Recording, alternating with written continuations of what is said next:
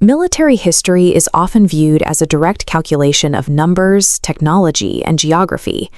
Yet underneath the surface of every conflict is a meta, the invisible cultural codes, religious taboos, and rigid rules of honor that both sides implicitly agree to follow.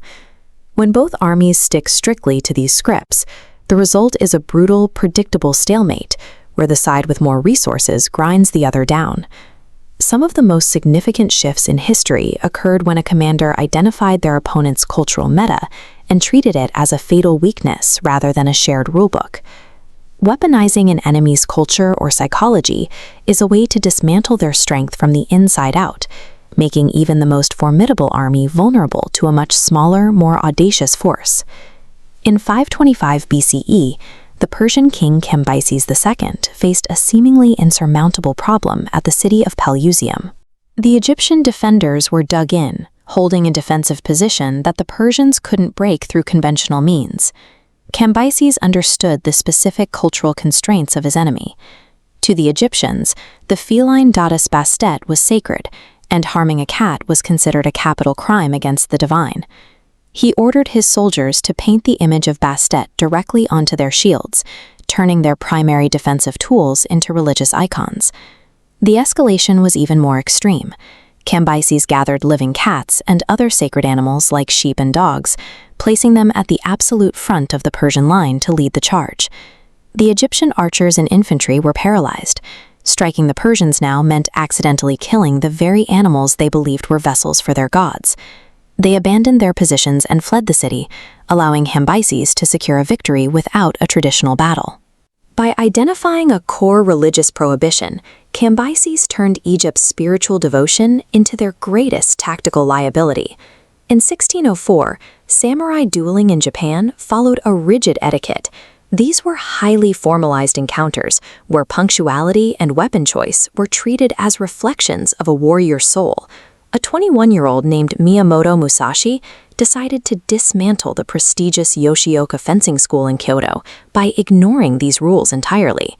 Challenging the school's headmaster, Musashi deliberately arrived hours late. By the time he appeared, his opponent was fuming with rage, a sloppy emotional state that Musashi exploited to break the man's shoulder with a single strike. Musashi repeated the delay for a second duel against the headmaster's brother. Again, his opponent's anger over the breach of etiquette made him predictable, and Musashi killed him instantly.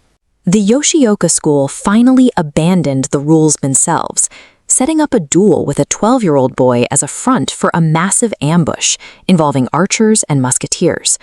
But Musashi inverted the meta one last time.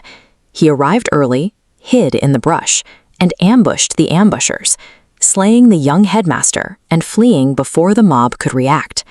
Musashi realized that honor was a predictable script his enemies felt forced to follow. By stepping outside that script, he became an invisible force they couldn't counter. In 52 BC, Julius Caesar arrived at the Gallic settlement of Alesia, intending to starve the city into submission and trap the Gallic leader Vercingetorix in the side. This diagram shows the Roman contravallation, an inward-facing ring trapping Alesia, but hundreds of thousands of Gallic reinforcements approached from the rear, threatening to crush Caesar. His radical gambit? Build a second, outward-facing wall, turning his army into a donut-shaped fortress trapped between enemies. The Romans had to fight a two-front war from inside this walled sandwich.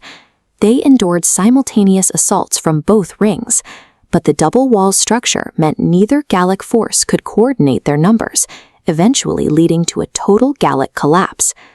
By constructing this fortress sandwich, Caesar transformed a potential massacre into a trap that the Gallic forces were physically and strategically unequipped to escape. To their contemporaries, these tactics seemed like madness. There was no precedent for herding cats onto a battlefield or building a double-walled trap for your own army. These asymmetrical solutions appear throughout history. In 1398, Timur defeated a force of armored war elephants by setting hay on the backs of his camels on fire and prodding them toward the enemy lines, using the elephants' own natural fear of fire to turn them against their masters. The greatest barrier to these tactics is the fear of looking foolish. Most leaders remain bound by the meta because it feels safer to lose conventionally than to win by appearing absurd. But the figures who define their eras are those who realize that rules are only as strong as the people who believe in them. History isn't just won by the strongest, it's won by those who decide the rules no longer apply.